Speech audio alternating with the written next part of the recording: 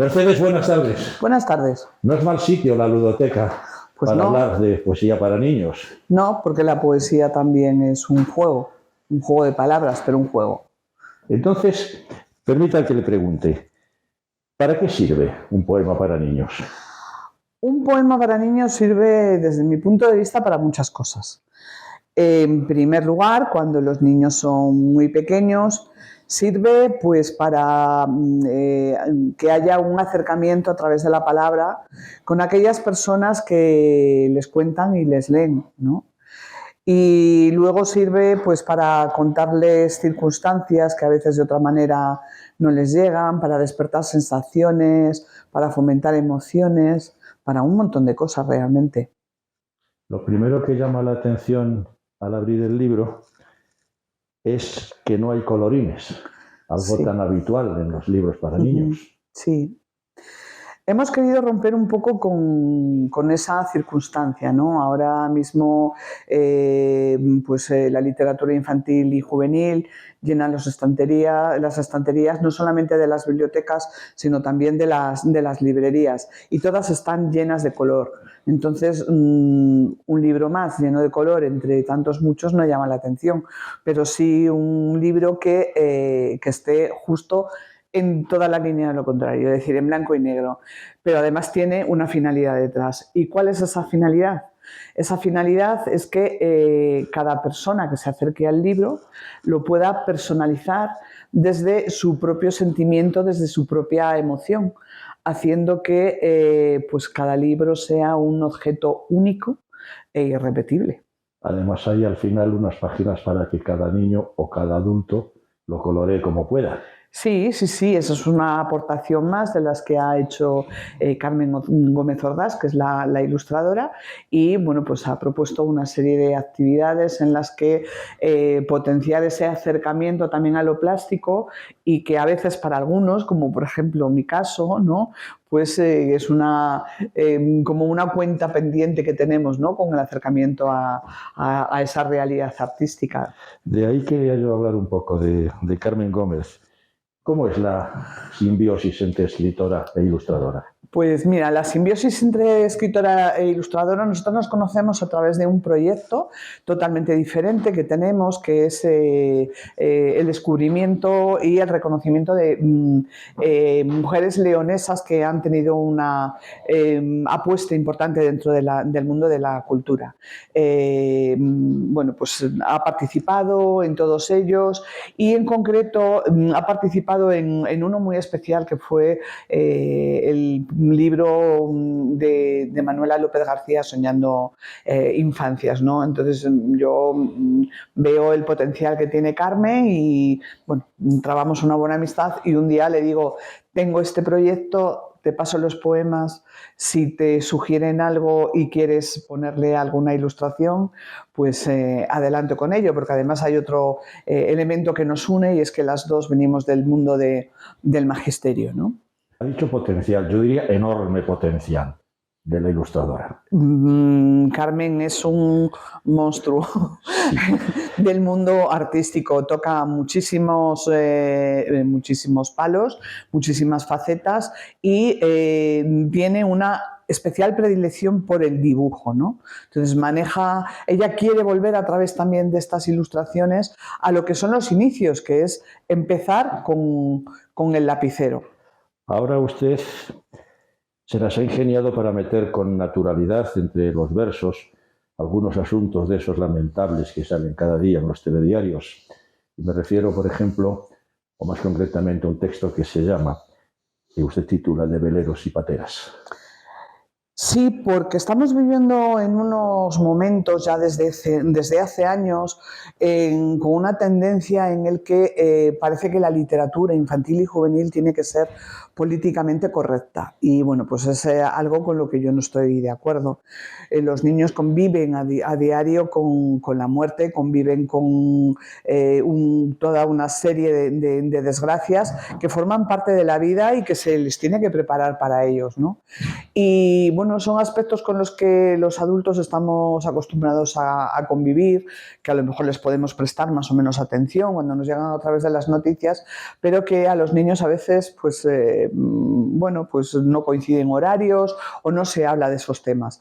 Pero que luego además, pero que luego ellos sí que es verdad que son muy receptivos ante esas circunstancias. De Veleros y Pateras quiso ser, por ejemplo, pues eso, un acercamiento a una realidad social que está ahí, en la que contrasta mucho pues esos niños del llamado primer mundo, por ejemplo, que lo tienen absolutamente todo, con esos otros niños que tienen que salir obligados de su país, pues porque no tienen de nada, porque sus vidas peligran y no tienen derecho a lo más básico que tienen ellos aquí, como es al juego, como es a la educación, como es a un mantenimiento básico, ¿no? Y un poco después aborda también un tema dificilísimo de conversar con los niños, es la muerte.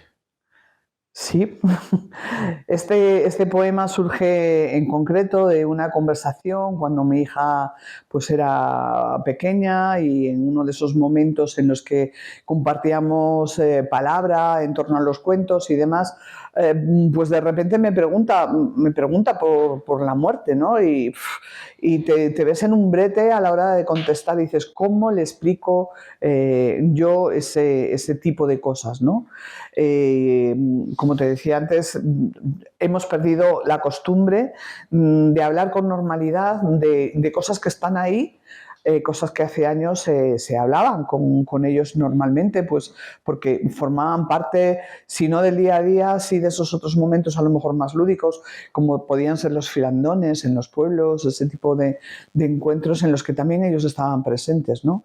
Y bueno, pues es una forma de acercar esa muerte de una manera más suave. No es una fórmula mágica, no es buscar la fórmula, pero sí es potenciar ese momento para que ellos pregunten y para que nosotros podamos darle respuesta.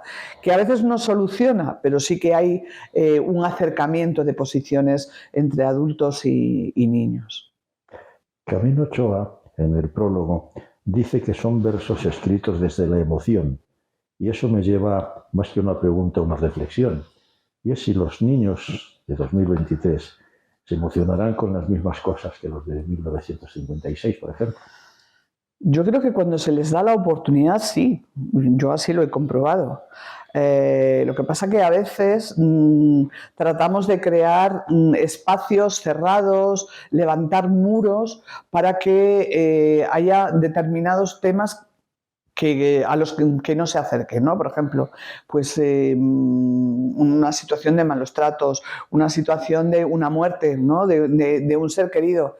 No se puede hablar de esos temas y, sin embargo, luego les dejamos que jueguen en el teléfono o en la maquinita con juegos que son altamente bélicos, ¿no? Entonces, bueno, ahí tenemos contradicciones los adultos. Yo creo que cuando a los niños se les trata como personas, que es lo que verdaderamente son, independientemente de su edad, y le acercamos la palabra desde la verdad, son capaces de sentir y de emocionarse como podían hacerlo los niños de los años 50, exactamente igual, porque en el fondo la poesía lo que trata, o lo que debería de tratar y de seguir tratando, son esos temas universales que siempre han estado presentes en la literatura y en la vida, ¿no? La muerte, el amor, el odio, todas esas cosas, el miedo, los miedos, ¿no?